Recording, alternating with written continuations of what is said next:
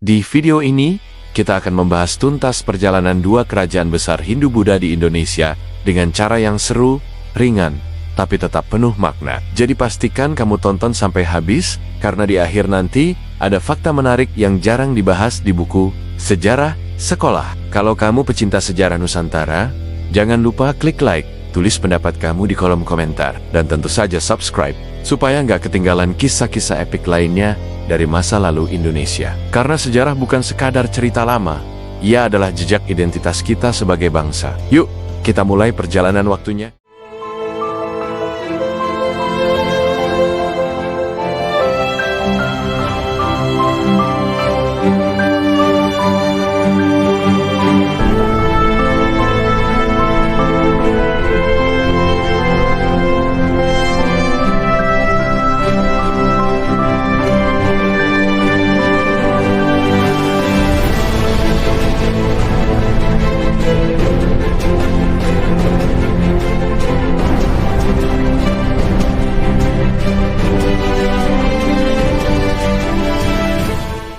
Salah satu kerajaan Hindu-Buddha terbesar yang pernah berjaya di Nusantara, meninggalkan jejak peradaban yang kaya. Mari kita telusuri masa kejayaan, intrik politik, dan warisan budaya yang membentuk identitas bangsa kita. Kerajaan Kediri berawal dari pembagian kerajaan Mataram kuno oleh Raja Airlangga pada abad ke-11. Ia membagi kerajaannya menjadi dua, Jenggala dan Panjalu, atau yang kemudian dikenal sebagai Kediri. Berlokasi strategis di lembah Sungai Berantas, Kediri memiliki tanah subur dan akses mudah ke jalur perdagangan. Kondisi geografis ini menjadi fondasi penting bagi kemajuan ekonomi dan budaya kerajaan. Sumber sejarah utama Kediri berasal dari prasasti kuno dan karya sastra yang luar biasa, seperti Prasasti Sirah Keting yang memberikan gambaran tentang kehidupan sosial dan politik masa itu, serta Kakawin Baratayuda, sebuah epos yang menggambarkan konflik dan nilai-nilai luhur. Masa kejayaan Kediri tak lepas dari peran raja-raja besar.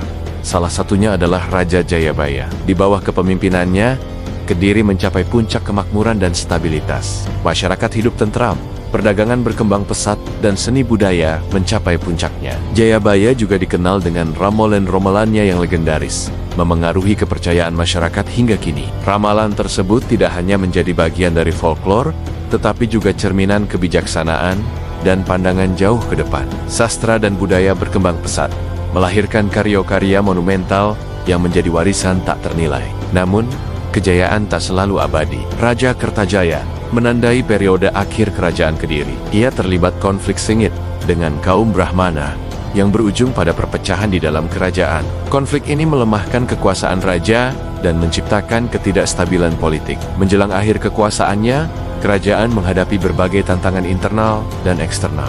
Kehidupan sosial dan budaya Kediri sangat terstruktur, dengan sistem pemerintahan yang terorganisir. Raja sebagai pemimpin tertinggi dibantu oleh para pejabat dan penasihat kerajaan. Administrasi yang efisien memastikan roda pemerintahan berjalan lancar. Ekonomi Kediri ditopang oleh perdagangan maritim yang maju dan pertanian yang subur. Hasil bumi melimpah, diperdagangkan hingga ke mancanegara, membawa kemakmuran bagi rakyat. Seni dan sastra mencapai puncaknya, melahirkan karya-karya agung yang masih dikagumi hingga kini. Kakawin Baratayuda, Smaradahana, dan Lubdaka adalah beberapa contoh mahakarya sastra Kediri. Relief candi dan arka-arka indah juga menjadi bukti keahlian seni para seniman Kediri. Masyarakat Kediri menganut sinkretisme Hindu-Buddha, mempraktikkan kedua agama secara harmonis. Toleransi beragama menjadi ciri khas peradaban Kediri yang patut diteladani. Keruntuhan kerajaan Kediri mencapai puncaknya dalam pertempuran Ganter yang legendaris. Pertempuran ini mempertemukan Raja Kertajaya dengan Ken Arok,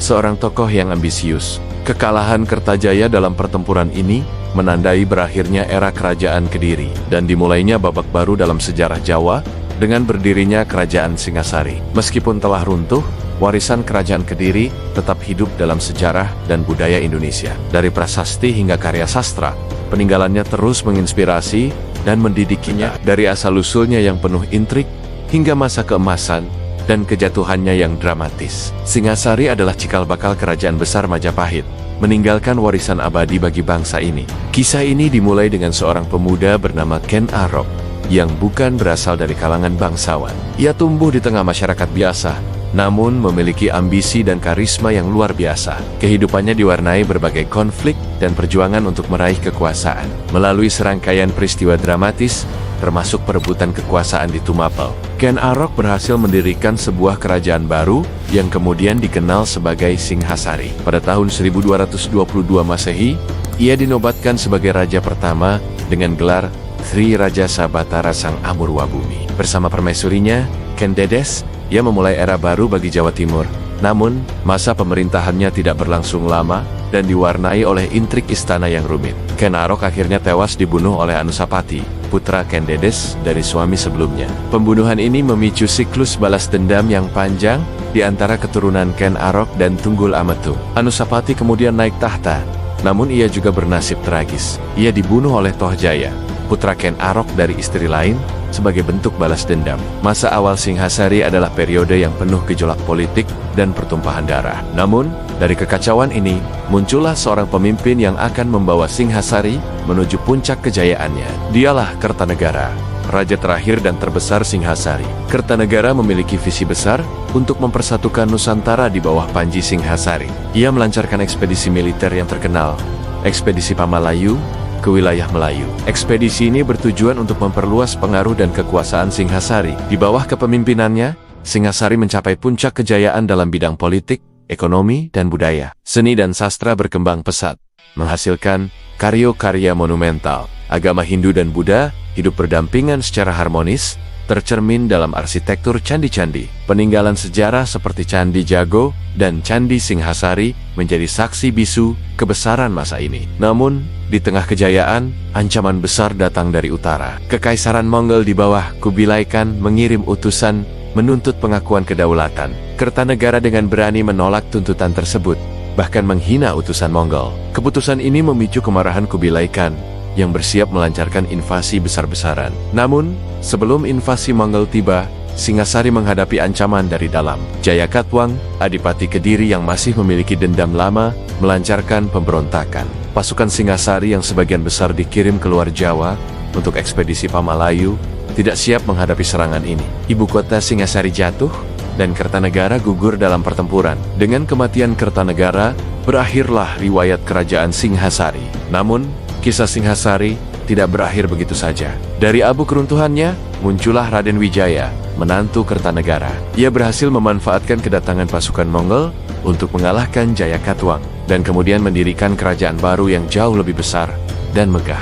Kerajaan Majapahit yang akan menjadi imperium terbesar di Nusantara. Singhasari, dengan segala intrik dan kejayaannya, adalah fondasi penting bagi sejarah Indonesia. Warisan budaya dan politiknya terus hidup dalam ingatan kolektif bangsa, mengingatkan kita akan kekuatan, ambisi, dan takdir yang membentuk Nusantara. Terima kasih telah bergabung dalam penjelajahan sejarah Kerajaan Singhasari ini. Nah, sahabat sejarah, itulah perjalanan singkat namun penuh makna dari dua kerajaan besar di Jawa Timur, Kerajaan Kediri dan Kerajaan Singhasari. Dari Kediri, kita belajar tentang kejayaan sastra, lahirnya karya-karya besar seperti Kakawin Baratayuda, dan bagaimana kekuasaan bisa runtuh karena konflik internal. Dari Singhasari, kita melihat ambisi besar untuk mempersatukan Nusantara melalui tokoh-tokoh seperti Ken Arok hingga Kertanegara, yang kelak membuka jalan bagi lahirnya Majapahit. Sejarah bukan hanya cerita masa lalu, ia adalah cermin, ia adalah pelajaran. Dari kejayaan dan keruntuhan,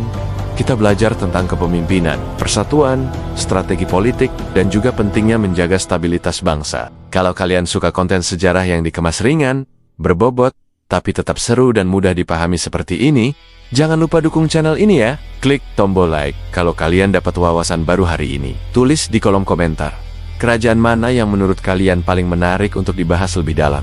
Kediri atau Singhasari? Atau mungkin kalian ingin kita lanjut ke pembahasan Majapahit? Dan yang paling penting, jangan lupa subscribe dan aktifkan lonceng notifikasinya supaya tidak ketinggalan kisah-kisah epik Nusantara lainnya. Karena di channel ini, kita tidak hanya belajar sejarah, kita menghidupkannya kembali. Sampai jumpa di video berikutnya, dan tetap bangga menjadi bagian dari sejarah besar Indonesia.